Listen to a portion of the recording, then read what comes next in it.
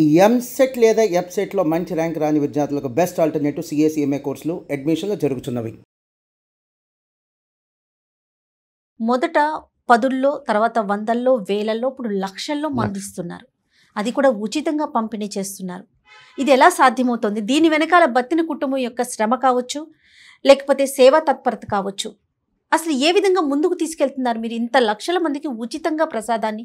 ఇది మాకు దేవుడిచ్చిన వరం అనుకుంటాం. మేము పబ్లిక్కి సేవ చేయాలని మాకు చాలా ఆశ. వచ్చిన పబ్లిక్కి మాకు వాళ్ళు దివనార్తులు ఇస్తారు, మా కుటుంబంకి దివనార్తులు ఇస్తారు. మేము అది కూడా మాకు మంచిగా జరుగుతుంది. ఆ ఉద్దేశంతో మేము ఎంత కష్టమైనా సరే మేము దీన్ని ముందుకు తీసుకెళ్ళాలని, ఎందుకంటే మా ముత్తాతల నుంచి వస్తుంది అది. దాని మంచి పేరుతోటి, మంచి స్వార్థంతో మేము ముందుకు తీసుకెళ్ళాలి. ఎటువంటి స్వార్థం లేకుండా ముందుకు తీసుకెళ్లాలని చూస్తున్నాం. చేప మందు కాస్త చేప ప్రసాదం ఎలా అయిందండి? ఇది ఒకసారి మాకు కోర్టుల కేసు ఉండుండే. కొంతమంది మా దాని మీద వాళ్ళకి అభ్యంతరం అంటే ఉండుండే, వాళ్ళు కోర్టుల కేసు వేశారు. అయితే కోర్టు నుంచి మా ప్రసాదము ల్యాబ్ టెస్ట్ కూడా వెళ్ళింది. ఓకే, ల్యాబ్ టెస్ట్ చేశారు.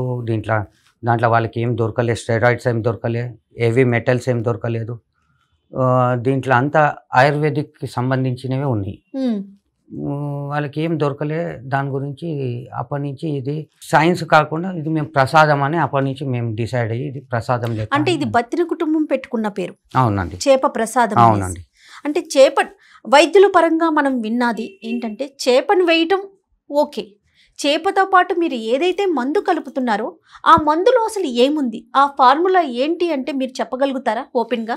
మేము ఇది చెప్పడం ఏం లేదు. ఇంతకుముందు ల్యాబ్ టెస్ట్ కూడా పోయినది, వాళ్ళకి అన్నీ తెలుసు. ఇంకా మేము చెప్పడం ఎందుకు? అది ఇది ఎంత సీక్రెట్ ఉంచుకుంటేనే అంత మంచిగా. ఎందుకంటే ఇది మేము ఇది ఎందుకు ఇంత ఖచ్చితంగా చేస్తున్నామంటే, దీంట్లో పేదవాడి కంటే పేదవాడు అంటే వాడికి హాస్పిటల్లో పోయి ఖర్చు పెట్టుకొని మందులు కొని అంత డబ్బులు కూడా లేనివాడైనా సరే, అక్కడైనా కరోడ్పతి, ఎంత కరోడ్పతి అయినా వాళ్ళైనా వస్తారు మా దగ్గర, ఎంత బీదవాడైనా వస్తాడు. అది ఉచితంగా. ఇది అందరికీ అందాలనే మేము దీనికి సీక్రెట్ ఎవరికి చెప్పము. మా సొంతంగా మేమే చేయాలని మేము చేస్తున్నాం. మా ఇంకొకటి ఈవెన్ మా దగ్గర ఒకసారి మా తాతగారికి డబ్బులు లేకుండా ఉండే. అంటే ఇది అంతా తయారు చేయడానికి ఖర్చు పెట్టి సామాన్ ఇవన్నీ చెట్లవి మూలికలు అవన్నీ తీసుకోనికి డబ్బు లేకపోతే ఆయన ఇల్లు అమ్ముకొని కూడా దాన్ని అంటే ఆ డబ్బులు సమకూర్చుకొని ఈ మందు ఒక సంవత్సరం అట్లా కూడా జరిగింది.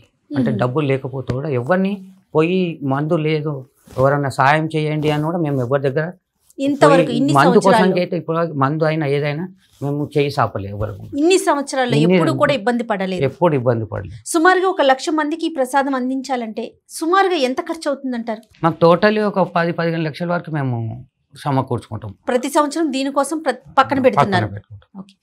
అంటే ఒకసారి వచ్చిన వారే వస్తున్నారా, ప్రతి సంవత్సరం కొత్త వారు కూడా వస్తున్నారని అనుకోవాలంటారా? నేను అదే మాట ఫస్ట్ క్వశ్చన్లన్నీ చెప్పాను. ఈసారి మేము కాల్స్ ప్రతి సంవత్సరం మాకు కాల్స్ వస్తాయి.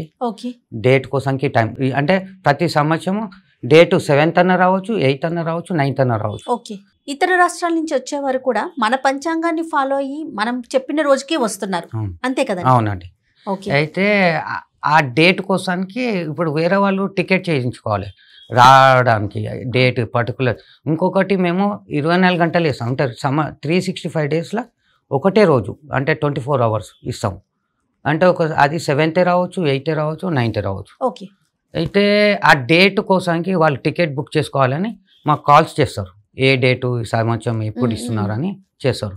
వాళ్ళకి ఫస్ట్ క్వశ్చన్ మాది ఇదే, ఏంటి ఇది ఫస్ట్ టైం తీసుకున్నారా, సెకండ్ టైమా మీరు వచ్చేటిది? ఎందుకంటే మేము 4 to 5 years వేసుకోమంటాం కదా. దాంట్లో మీరు ఫస్ట్ టైం వస్తున్నారా, సెకండ్ టైం వస్తున్నారో మేము అది కనుక్కుంటాం. అయితే ఈసారి కాల్స్ ఎక్కువ మట్టుకి ఫస్ట్ టైం వస్తున్నారా అని చెప్తున్నాం. అయితే మేము ఎక్కువ ఎక్స్పెక్ట్ చేస్తున్నాం ముందు కంటే. ఈ ప్రసాదాన్ని తీసుకోవడానికి ఎక్కువగా ఎలాంటి వారు వస్తారండి? అంటే ఆస్తమా పేషెంట్లు కాకుండా ఇంకా మిగతా ఇష్యూస్ ఉన్నవారు ఎవరైనా వస్తారా? Main cause asthma, second cough దగ్గు, ఇంకొకటి స్నీజింగ్ ప్రాబ్లం. ఓకే. కొంతమందికి చల్లనీళ్ళు తాగానే లేక ఐస్ క్రీమ్ తింటే సర్దులు అవుతుంది, అంటే తుమ్ములు వస్తాయి, లేకపోతే అవును. సర్ది అవుతుంది. అది ఎక్కువ కాన్స్టెంట్గా అయ్యేటోళ్ళకి ఇది తీసుకుంటే కొద్దిగా రిలీఫ్ దొరుకుతుంది. ఓకే. ఏ వయసు నుంచి ఏ వయసు వారు తీసుకోవచ్చు అంటారు ఈ ప్రసాదాన్ని? దీనికి ఏజ్ లిమిట్ అని ఏం లేదండి. దీనికి 4 నెలల 6 నెలల పిల్లవాళ్ళకి నుంచి ఏజ్ లిమిట్ ఏం లేదు. దీంట్లో ఒక్కటే ఏంటంటే గర్భిణీలు వాళ్ళు ఒక్కటి తీసుకోవద్దు. ఓకే. ఓకే. అంటే ఎవరైనా కన్సీవ్ ఉంటే తీసుకో. వాళ్ళు ఆ టైం తీసుకోవద్దు. వాళ్ళది నెక్స్ట్ ఇయర్ తీసుకోవచ్చు, అంటే డెలివరీ అయిపోయినాక తీసుకోవచ్చు. తర్వాత చేప అనేసరికి మన కల్చర్లో మనం దాన్ని ఒక నాన్ వెజ్గా ట్రీట్ చేస్తాం. మరి వెజిటేరియన్స్ పరిస్థితి ఏంటి? అలాంటి వారు కూడా ఈ ప్రసాదాన్ని తీసుకుంటున్నారా? తీసుకుంటున్నారు. ఒక్క విషయం నేను దీంట్లో మంచి క్వశ్చన్ నాకు చెప్పింది. దీంట్లో క్లారిఫికేషన్ ఇవ్వాలి. ఏంటంటే ఇప్పుడు డాక్టర్స్ కొన్ని టానిక్స్ రాస్తారు, కొన్ని మందులు రాస్తారు. దాంట్లో ప్యూర్ వెజిటేరియన్స్ జైన్స్ ఉంటారు కదా, ఇట్లా బట్ట వాళ్ళు పెట్టుకుంటారు. ఆ జైన్స్ అయితే ఇంకా చాలా పర్టికులర్ ఫాలో అవుతారు. డాక్టర్ మందులు రాస్తారు, దాంట్లో ఎన్నో యానిమల్ ఫ్యాట్స్ ఉంటాయి, ఫిష్ ఆయిల్స్ ఉంటాయి, ఇవి అన్నితోటి ఉంటుంది. అది తీసుకుంటున్నారు. ఇది కూడా మందు అనుకొని, అంటే ఒక మీ హెల్త్కి మంచి జరుగుతుందని చెప్పి అది చేప ఏది కోసి వండుకొని ఫ్రై చేసి తింటలేరు. చేప మీ పండ్లకు కూడా తలగదు, మీ డైరెక్ట్ మీ నోట్లకే కడుపులోకి వెళ్ళిపోతుంది. అప్పుడు చేప వెజిటేరియన్ నాన్ వెజిటేరియన్ వచ్చింది ఏమున్నది ఇక్కడ? మీరు వండి కట్ చేసి వండి చంపి తింటలేరు, అది బతికిన చేపనే మింగుతున్నారు. అది మీ హెల్త్కి మంచిగా అవుతుంది.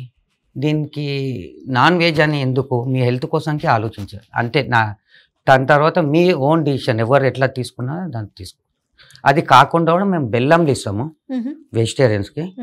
ఆ బెల్లములా ఇస్తే ఇది అయితే చేపతోటి ఎంత అయితే ఎఫెక్ట్ అవుతుందో, ఇప్పుడు 4 to 5 years అంటున్నాం, అది ఇంకా కొద్దిగా ఎక్కువ రోజులు. దానికి గ్యారంటీ ఇన్ని రోజులు అని చెప్పలేము, కానీ ఇంకా ఎక్కువ రోజులు పడుతుంది. అంటే ఎందుకు దాన్ని తీసుకురావటం జరిగింది? ఇలా ఇబ్బంది పడుతున్న వారి కోసమా? ఇబ్బంది పడుతున్న వారికి ఇక కాదు అంటే దాంట్లో బెల్లంలో తీసుకోవచ్చు. ఓకే. అది కానీ దానికి టైం చాలా స్లో అవుతుంది. ఈ చేపతోటి కూడా దాంతో సైంటిఫిక్, అంటే మా ఫాదర్ మాకు చెప్పింది, చేప మింగినప్పుడు దాని వింగ్స్ దాని టేల్ తోటి లోపట ఈసోఫేగస్ ఉంటుంది కదా, లంగ్స్లో ఏదైతే జామ్ అవుతుందో అదంతా క్లీన్ చేసుకుంటా వెళ్తుంది అని, దాని గురించి చేప చాలా ఎఫెక్టివ్ అని మా నాన్నగారు నాకు చెప్పారు. అది నేను ఓకే, అది మీరు ఫాలో అవుతున్నారు. సో చేపని అట్లాగే డైరెక్ట్గా మింగటం వల్ల అది కూడా బతికిన చేపనే, మళ్ళీ చనిపోతే ఆ చేపని వేయం, బతికున్న చేపనే కావాలన్నమాట. ఆ చేపతోటే వేసాం. అది కూడా పర్టికులర్ ఫిష్, అంటే చేప కూడా మరల్ ఫిష్, మరల్ అదే ఫిష్. అది సీ వాటర్లో కాదు, రివర్ వాటర్లో ఎక్కువ అది చేస్తారు. అంటే ఉప్పు నీళ్ళల్లో కాదు, మంచి నీళ్ళు అయితే రివర్ వాటర్ ఉంటుందో. మీరు అది ఎక్కడి నుంచి తెప్పిస్తారంటే మీకు ఎక్కడి నుంచి రా మెటీరియల్ వస్తుంది, అదేమన్నా చెప్పగలుగుతారా? ఇది ఓపెన్ సీక్రెట్ అండి, దీంట్లో ఏం దాచిపెట్టేది ఏం లేదు. ఇది ఇంతకుముందు మా ముత్తాతల టైంలో నుంచేమో అక్కడ చేప వృత్తి వాళ్ళు ఎవరంటే బెస్తవాళ్ళు. అవును, ఆ బెస్తవాళ్ళు అప్పుడు మా తాత టైంలో వాళ్ళు తీసుకొచ్చి అక్కడ అప్పుడు అమ్ముకుంటుండే. వాళ్ళు వచ్చి ఇంటి బయట నుండి వచ్చిన వాళ్ళకి చేప అమ్ముకుంటుండే. అప్పుడు ఇది అంతా నడిచింది. ఎప్పుడైతే మేము ఇది ముందు దూద్ బౌలీలు ఇంటి వద్దనే ఇస్తుండే. ఎప్పుడైతే చంద్రబాబు నాయుడు గారు సీఎం ఉండుండేను, అప్పుడు ఓల్డ్ సిటీలో ఇదే టైంలో హిందూ ముస్లిం రైట్స్ అవుతుండే. ఆ టైంలో చాలామంది ప్రజలు వచ్చేవాళ్ళు అన్ని స్టేట్ల నుంచి వస్తారు, ఒకటే ప్రాంతం నుంచి, మన హైదరాబాద్ నుంచి కాకుండా అన్ని ప్రాంతాల నుంచి వస్తారు. అది మీకు తెలుసు, హోల్ సిటీలో అన్ని చిన్న చిన్న లేన్స్ ఉంటాయి. ఎట్లా అంటే ఎక్కడ పోయినరు, ఈ గల్లీలోకి వెళ్ళిపోతే ఇంకొక గల్లీకి పోతే ఎక్కడ వెళ్ళినామో వాళ్ళకి తెలియదు. వాళ్ళకి కొత్త వాళ్ళు వచ్చినారు. హిందూ ముస్లిం రైట్స్ అయినప్పుడు అంత బయటి వాళ్ళే వస్తారు, ఎక్కువ బయట ప్రాంతాల నుంచి వచ్చిన వాళ్ళే ఉంటారు ఎక్కువ. వాళ్ళకి ఏమన్నా హిందూ ముస్లింది సడన్గా ఏమైనా అయ్యిందంటే వాళ్ళు ఎక్కడ పోతారు, వాళ్ళకి స్టాంపెడ్ ఇట్లా అయ్యి ఏమైనా అయితే గొడవలు అయితే మీరు చంద్రబాబు నాయుడు గారు మా ఫాదర్ ఎంత ఒప్పుకోలేదు దూద్ బౌల్ నుంచి ఇక్కడ రానికి, బయటికి రానికి. అయితే చంద్రబాబు నాయుడు గారు అన్నారు, మీరు ఒక ప్రాణాన్ని కాపాడుతున్నారు, అదే మీకోసం మీ దగ్గరకు వచ్చిన ప్రాణం పోతే మంచిగా ఉంటుందా అని మా నాన్నగారిని అడిగితే అప్పుడు సరే అక్కడి నుంచి వచ్చి ఫస్ట్ నిజాం గ్రౌండ్స్లో ఇచ్చాం ఫస్ట్ ఇయర్. ఓకే. అది నిజాం గ్రౌండ్ ఓపెన్ గ్రౌండ్. ఈ ఆస్తమా పేషెంట్స్కి మెయిన్ దుమ్ము అది పడది. అది ఓపెన్ గ్రౌండ్లో మట్టి నడుస్తుంటే మట్టి ఎగిరి లైన్లో ఉన్నప్పుడు అదంతా అది ఇబ్బంది అయింది లాస్ట్ అప్పుడు ఫస్ట్ టైం చేసినప్పుడు. అయితే మళ్ళీ నెక్స్ట్ టైం వచ్చినప్పుడు దానికంటే ఇంకా బెటర్ ఏది అని చెప్పి ఆలోచించి సర్వే చేస్తే ఎగ్జిబిషన్ గ్రౌండ్ ఫైనల్ అయింది. ఎందుకంటే దాంట్లో కొన్ని షెడ్స్ ఉంటాయి, చెట్లు ఉంటాయి, వచ్చిన వారు పడుకుంటారు. ఎందుకంటే అంటే చాలా బీద వాళ్ళు కూడా ఉంటారు, హోటల్స్లలో ఖర్చు పెట్టలేరు వాళ్ళు కూడా ఉంటారు. వాళ్ళు వచ్చి ఒక 2-3 రోజుల ముందు నుంచి అక్కడ వచ్చి చెట్ల కింద ఆ షెడ్ల కింద పడుకుంటారు వచ్చి. అందుకొంచే క్రౌడ్ మీరు వెళ్ళండి చూస్తే కూడా మీకు ఎప్పుడు ఒక 3 రోజుల మొదల నుంచే ఎగ్జిబిషన్ గ్రౌండ్ సగం నిండిపోతుంది. వచ్చి ఆడనే పడుకొని, అంటే డబ్బులు లేని వాళ్ళు హోటల్లో ఖర్చు పెట్టే వాళ్ళు అక్కడ. మళ్ళీ అది కాకుండా కొన్ని ఆర్గనైజేషన్స్, ఫ్రీ ఆర్గనైజేషన్స్ వాళ్ళు స్టాల్ పెడతారు. ఎందుకంటే వచ్చిన వాళ్ళకి ఫుడ్డు, వాటరు, కొద్దిగా ఉండడానికి ఏమైనా అది హెల్ప్ చేస్తున్నారు. అది ఒక 3 days నుంచి ముందు నుంచే ఇట్లా బద్రి విశాల్ శరత్ పిత్తి ట్రస్ట్ ఉన్నది ఒకటి, అదొకటి, అగ్రవాల్ సమాజ్ ఉన్నది, పంజాబీ సేవా సమితి ఉన్నది.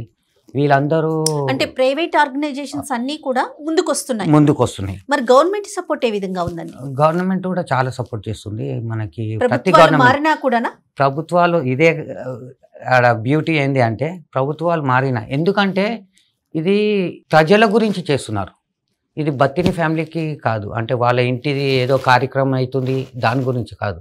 దేశ విదేశాల నుంచి వచ్చే పబ్లిక్ కోసానికి ఇబ్బంది పడకుండా గవర్నమెంట్ కూడా ఇది ఒక మన స్టేట్కి గౌరవం.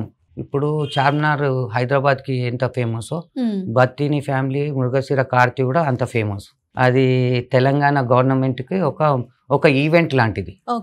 అయితే దానికి ఈ గవర్నమెంట్ ఆ గవర్నమెంట్ కాదు, ప్రతి గవర్నమెంట్ దీనికి ప్రజల కోసానికి ముందుకొచ్చి దీనికి సహకరిస్తారండి.